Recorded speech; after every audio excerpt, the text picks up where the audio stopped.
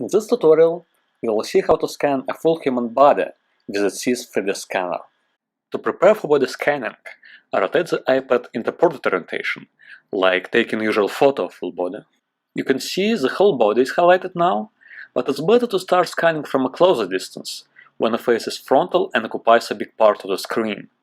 This way, we'll get more details on the face, and we'll capture other regions later. After pressing the Start button, we can see a very rough preview just to get an idea of what is already scanned. The final model will be much more accurate, of course. Now we just need to move around and capture all parts of the body, while the scanned person should stand as still as possible.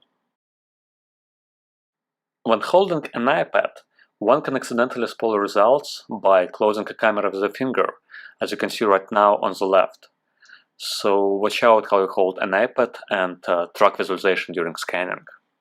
Other tips when moving around: there is no need to move far away from a person to capture the whole body in a single view. Actually, it is better to be closer to a person and scan from a distance of about 1 meter.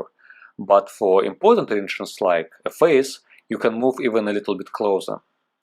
And when moving around, the essential point is you need to capture all parts of the body: legs, arms, the internal sides, top of the head, feet, everything. If you want to get a model of the whole body, we should scan all its surfaces.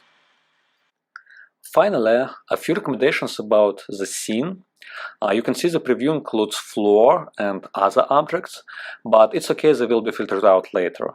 The only requirement for this is a person should stand on a flat surface, like floor, and distance to nearby object should be at least half a meter.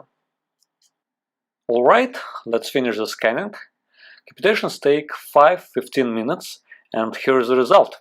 You can see that indeed we managed to scan the whole body and at the same time have fine local details like facial features, tattoo on the back, the cross on the neck, and so on.